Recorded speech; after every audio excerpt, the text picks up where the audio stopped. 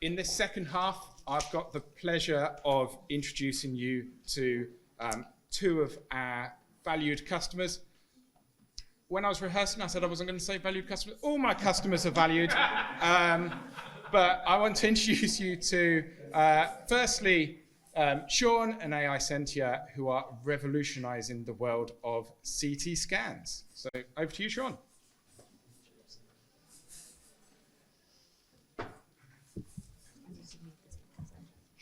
Thank you.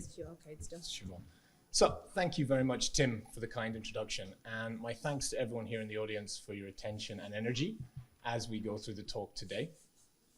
While we're getting the technical setup done, I'll get my intro out of the way. So good afternoon, Sean Walsh, CEO of AiSentia.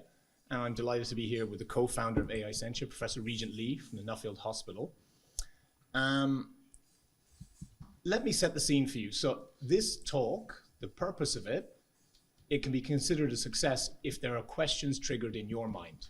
So if you in the audience listen to me speak for some time and it triggers something in you that you want to know more, and I hopefully engage in a constructive conversation with you afterwards, that's the point of this. It's not for me to sit up here and talk about all the things I'm doing in my daily life to use up your time. So without further ado, we'll get going. Tim pointed out that we're revolutionizing CT scanning with AI. And I would justify we are doing that. And today, hopefully, I will convince you of it. But please challenge and push back if you think you're not convinced by the end of it. Let's see how we go. So I'm speaking as a scientist. My background is science. I studied physics for best part of a decade, degree, master's, PhD, and then transitioned into the world of a researcher. So working in Oxford, working in Sydney, working on the continent in Maastricht, and then became an entrepreneur. I'm delighted to be in Oxford now, working in entrepreneurship and working with our partners OCC to actually bring this innovation from idea and commercial pitch into the clinic. So we're going to talk more about that today. I think everyone looking up at that screen recognizes a CT scan. It's a 3D image of the body. When we get them, we know there's something very serious going on in our lives. And it's something which we need to take serious attention to. And to help humans, because humans are not perfect, to Kaz's point earlier, we need some support. When this procedure was invented, it was by Godfrey Hounsfield, and he came up with the grayscale value scale to make sense of all this. Humans are built on biology and we have eyes. I don't know if your eyes are perfect or if they're subjective, because they all are in this room, but they don't see grayscale very well. We see in color, but that image is grayscale. And to make sense of it, it's quite difficult. You know, there's a lot of shades of gray in there, literally, and to go with the metaphor. So it's confusing. To fix it, as a physicist came up with a great idea and said, you know what, we can get rid of those shades of gray if we stick in a contrast imaging agent. This is going to have a K-edge shell, it's going to make a huge peak in the detector, and we're going to see white instead of gray. It's going to be really obvious what's wrong with the patient. So this is actually how this problem was solved. If you want to know what's going on inside the patient, physically inject them, put material in their body, that will show up, that will create a Christmas tree light effect, and we're going to know what's going on. And it makes perfect sense, and it served us really, really well. But if you fast forward to today, a machine is not like a human. So a shade of gray to a machine is 1 versus 2. It's not subjective, it's not ambiguous, it is crystal clear, it is black and white. So a machine can see every single one of those pixels or voxels in perfect clarity. And that's what AiSentia's value proposition is. The majority of CT scans in the world require this process. And if you look at these images, left, middle, and right, and you follow, hopefully you should see a big difference. You see the shades of gray turning to bright white? That's the value we're talking about. Now that is achieved via a physical process. We take 2 CT scans, we inject a material in between, and quite honestly, we put a patient at risk, because this doesn't come without any cost. There's no such thing as a free lunch. So this has achieved the clinical need. We now can visualize, we can diagnose, and we can do things better. It's perfectly justified, and we should be doing it, but it can be better. As you can see now, there's a lot more information. What's our value proposition? We're claiming that this conventional workflow is outdated and outmoded and no longer required. So if I go into the clinic now and touch wood, there's something very, very wrong with me, the radiologist will say, well, let's give you a contrast scan to figure out exactly what's going on.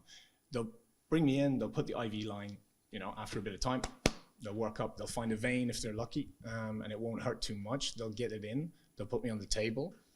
They'll take a scouting scan to get me all set up and calibrated to make sure they make sense of it. Then they'll take the actual scan to capture the vital information and get out the actual information, which is going to, make me better, allow treatment to be effective and get me going. That's what we do today. That's what millions, if not hundreds of millions of people around the world are actually undergoing. That's the process. What AiSentia is saying we can do is the information's already there. It's just not being processed correctly. It's as simple as that. The information is in the scan, and it's not being analyzed in the correct way.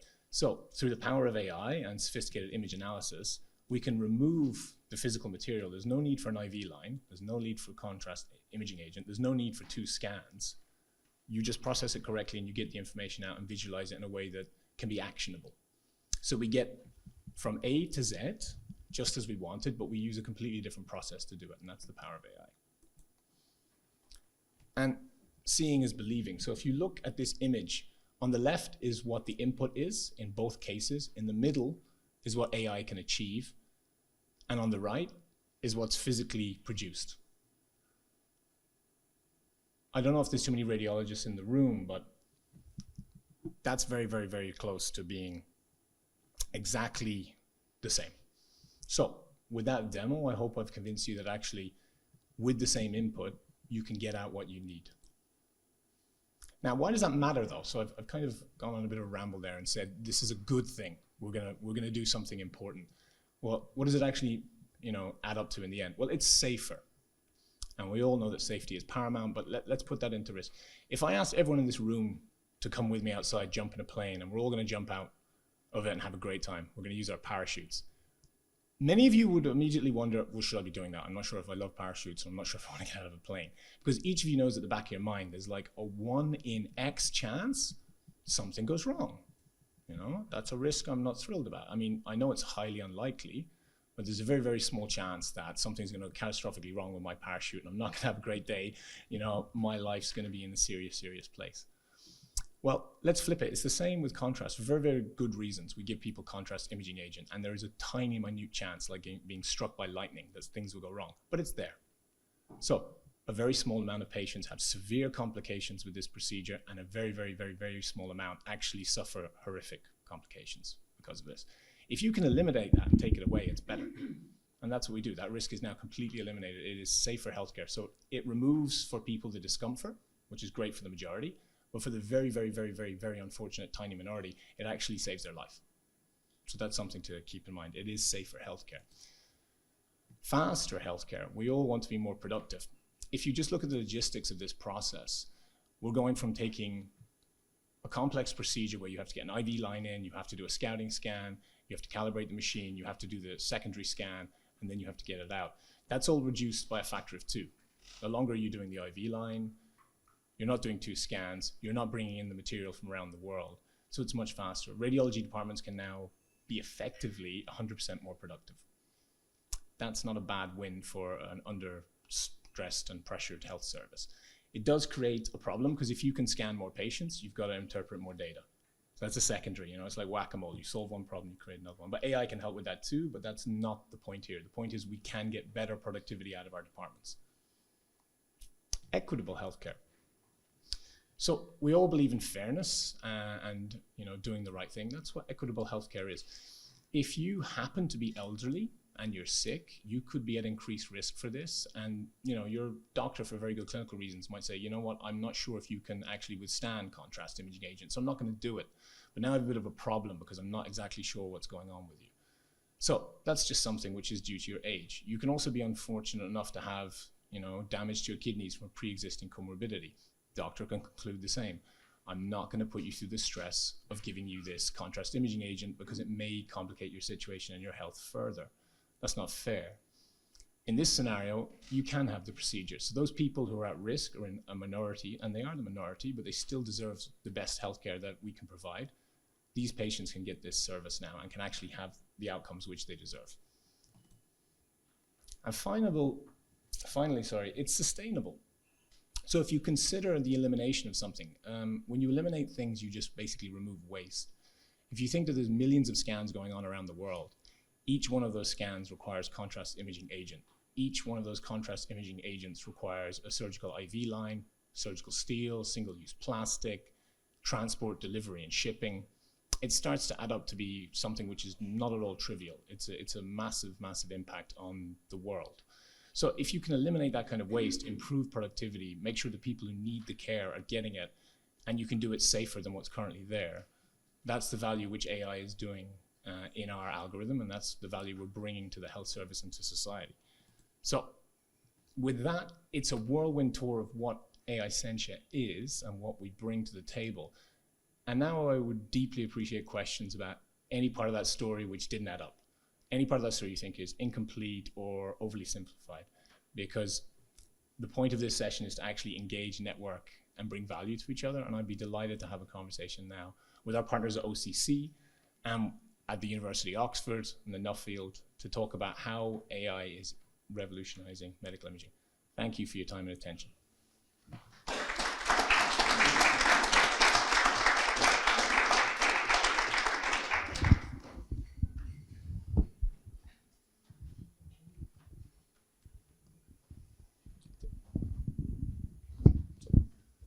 Question, please.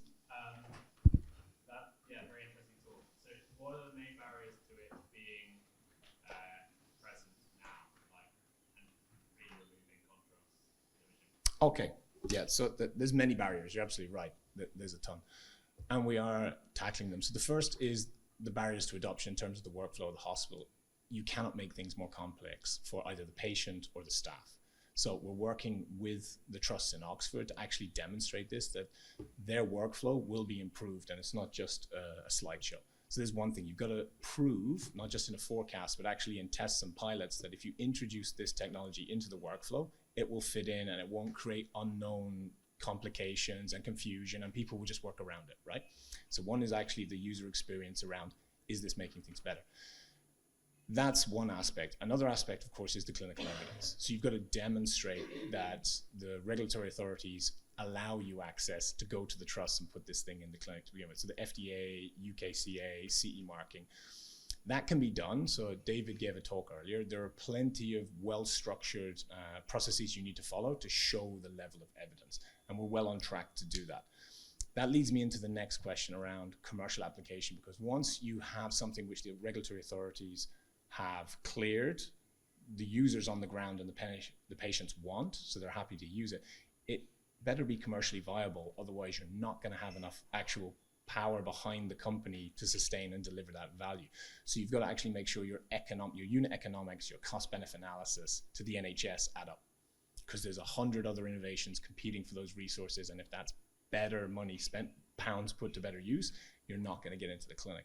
So those are the three aspects we're taking care of. We are working with independent health economists to show that the cost savings are there, that the qualities are there. We're working with doctors, nurses, and patients to demonstrate through our PPIE that this is really going to help the patient experience, really help the work experience of the staff on the ground. And also, of course, we're engaged with the FDA and the regulatory authorities. So those are the three major barriers to any innovation. I mean, we, like any medical science company, have to adhere to that. So I hope, did that give you a good, okay. Thank you very much. Oh, sorry, who's moderating? Yeah.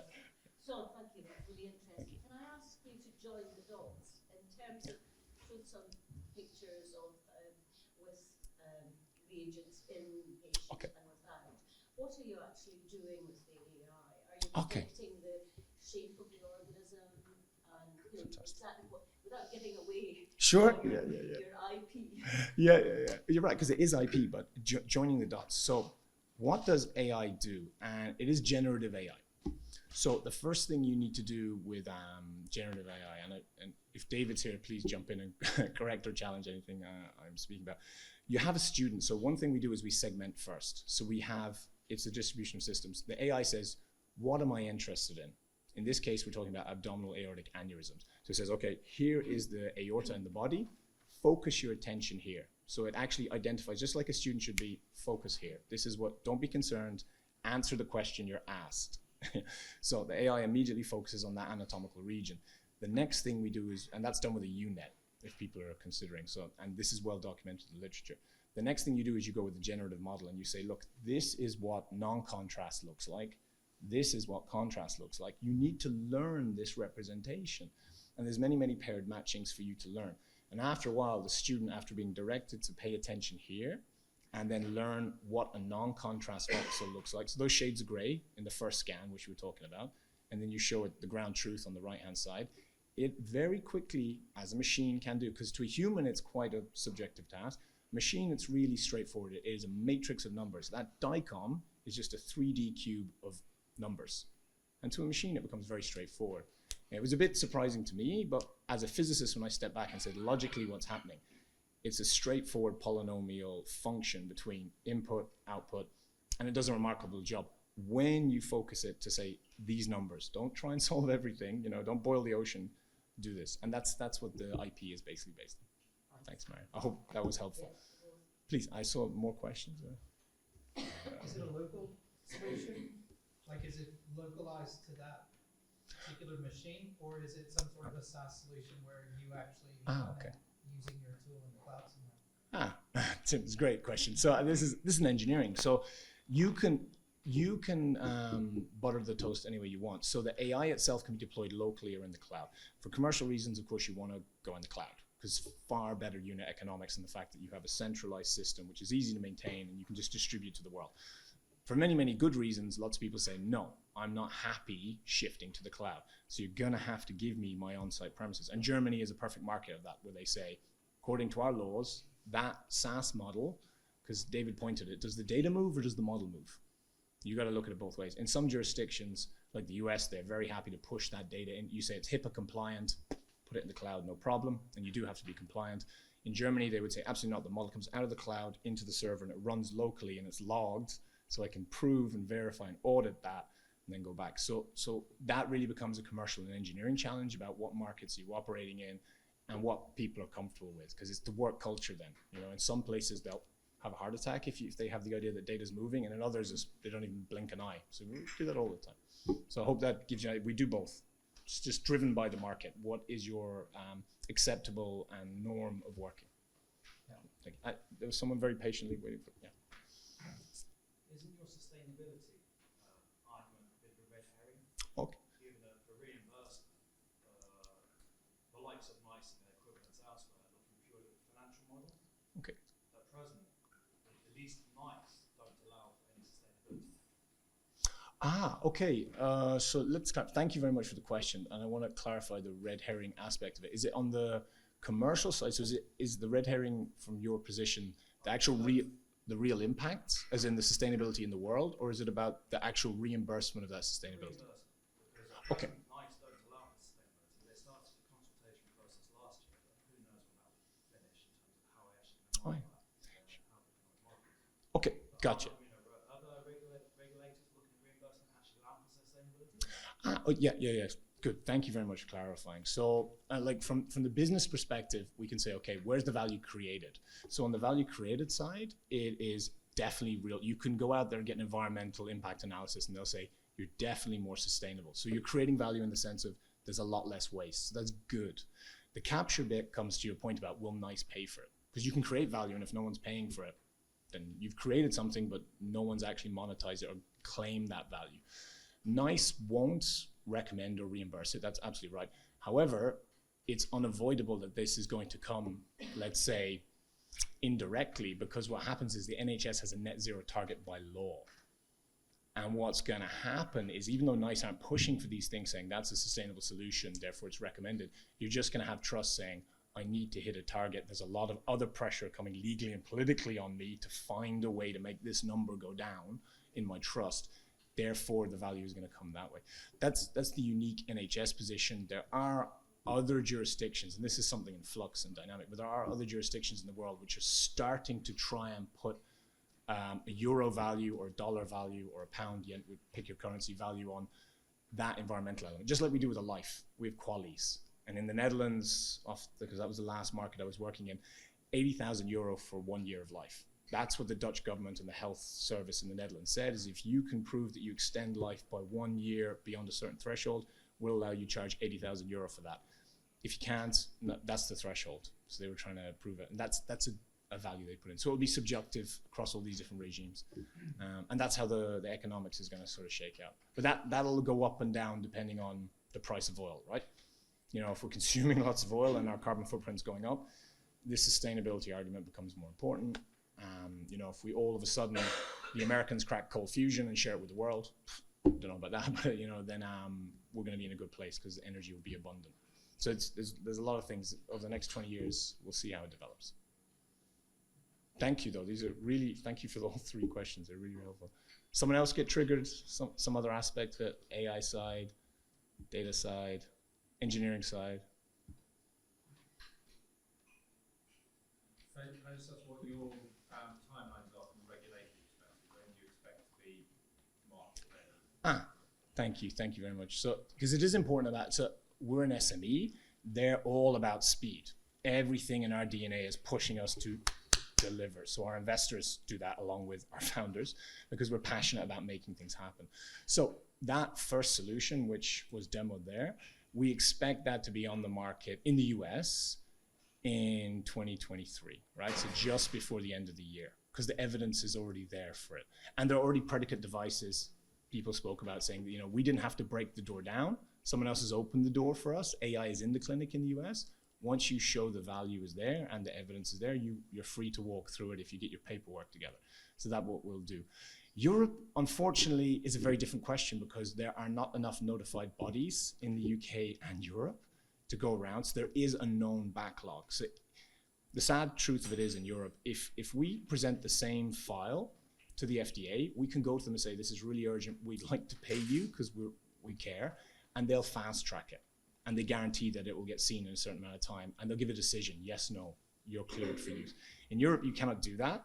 And it's understaffed. The FDA is extremely well resourced. So when we submit the file in the US and we submit it in the UK and Europe, there will be a delay of at least 9 months, relatively speaking. And that's something totally outside of our time. We cannot do anything about it. That's a European problem. And Brexit made it worse for everyone because the notified bodies used to share the work around and now they can't actually. And the UK was one of the leading bodies in this. So it's a problem for everyone. There is a shortfall there. There's just not enough people to review the actual regulatory files.